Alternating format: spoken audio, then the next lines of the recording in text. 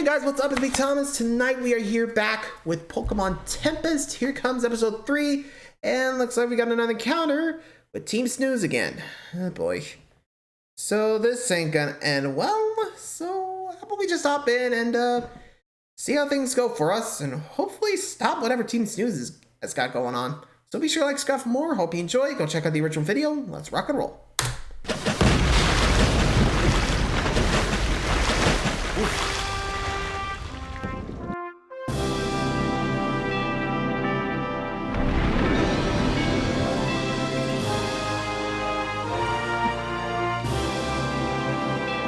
We're back.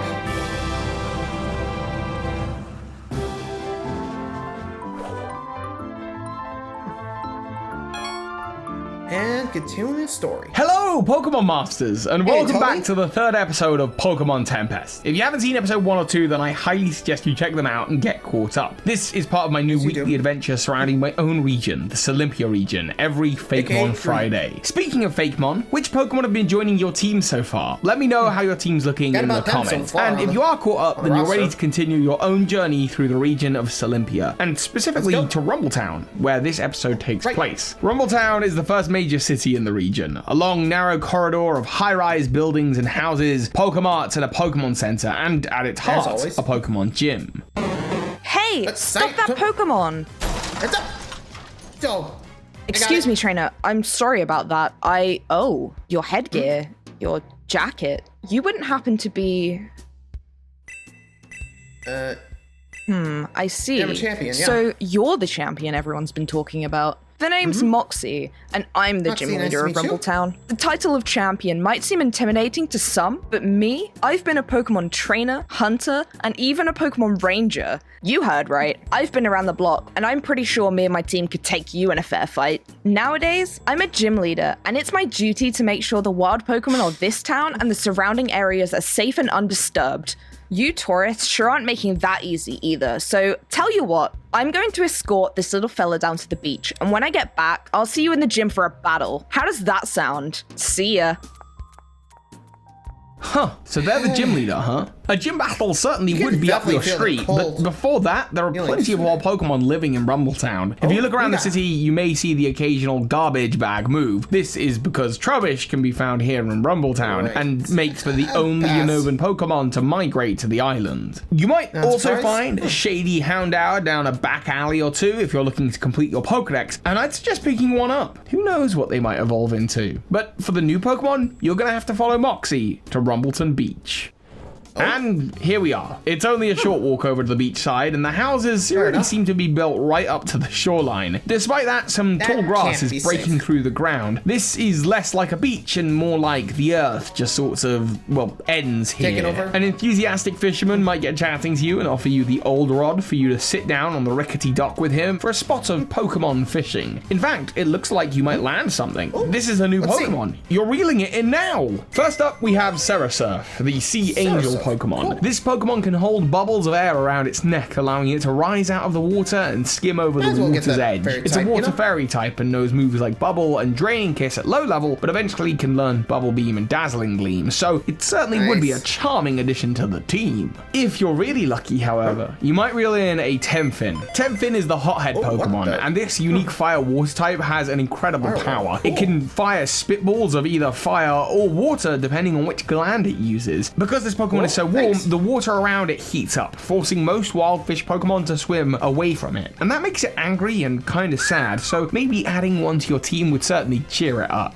If you stop fishing, you're going to notice a couple of other Pokemon. Psyduck, of course, can be found at the shoreline, but so too can Aron, living a little closer to the mountainside than the water, but it's just kind of strange that they're here. There's also another little fella who's come down from the mountain, attracted by the city's electricity pylons. This is Go-Gopher, and this speedy little electric steel type is the grounding Pokemon. Go-Gopher burrows underground and can cause havoc on wiring. It loves nothing more than lightning storms, and it's said that when they do happen, lightning will always be drawn to the spot in the ground where this Pokemon hibernates. And of course, as you can tell just by looking at it, this is a relative of the Pikachu line. So what do you think? Have you added any new Pokemon to your team? If you have, you should keep me up to date in the comments with where your Olympia team is at. Tell me, tell everyone, tell these two. It's oh no, it's them again. Hey you, stop catching Pokemon around here, would you? Can't you see we're just trying to enjoy a lovely day at the beach together? Yeah, but you're in our sunlight, It's you again. Yeah, well, we lost you once in the nose. passage, but we've healed our Pokemon since last time, so get ready. It's time to go to town. You're up. Slack off. All right, wakey, wakey, Munchlax. Their team hasn't changed at all since before, and what can I say? You know what you're doing. Being two normal types, if you do have any fighting moves on your team, they'll be super useful to dispatch of these Pokemon swiftly. I see you understand type advantage. Well, let's try a dual type. Hoot Hoot, you're up. Come on out, Snooze. More of the same. again. Who might provide a challenge here, but this really isn't a battle. This is warm-up, and between them and the local trainers, you've been doing really well. Again? An easy battle. In fact, some of your Pokemon look like they're getting ready to evolve. Oh, who we got? This one's Barbuk, okay. So I had to make sure I get the right one.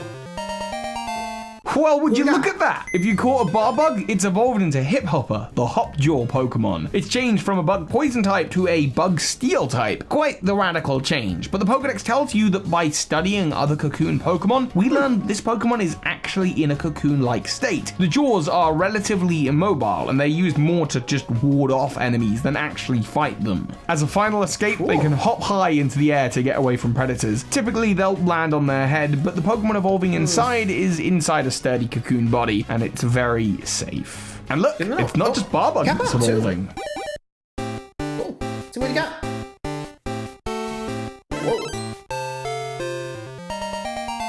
If you caught one on Route 1, then your Capon is ready to evolve. Evolve into Scraptor, the scrappy Pokemon, and depending on if it's male or female, it'll have one of two different forms. The male Scraptor takes on the display form. This version uses martial arts to make beautiful displays to attract mates. All of the Scraptor look very similar amongst their own species, so their martial arts need to be top-notch to get noticed. Meanwhile, the female Scraptor are the protectors of the family. It'll defend its nest furiously until its eggs hatch, at which point it will go hunt for prey frantically while the male teaches the chick how to kick. These Pokemon are both flying and fighting type with slightly different stats and move pools. The males having more physical moves at the high levels like high jump kick and sky attack, and the females are more of a special attacker, later knowing Hurricane and Aura Sphere. What?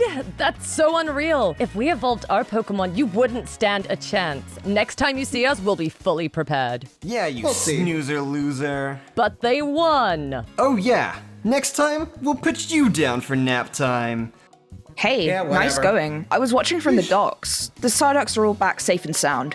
It seems like they were scared off by those snooze grunts, or maybe it was these Aaron that have been appearing. You see out there, the ocean. People like myself travel from all over the world to make a place like this home. It's a shame that we all have different ideas of what home could be. Even the Pokemon have to work it out. What to do when the Psyduck and the Aaron fight for space on the beach? Whose home is it? Both of theirs? Or does one not belong? The Psyduck have lived here longer, but then I haven't spent my whole life here and people have accepted Rumbletown as my home. You know what? You might be alright, champion. Heal up your Pokemon at the Pokemon Center. Once you've rested your team, I'll be waiting at the Pokemon Gym. I'll take your opinion of the matter after we battle.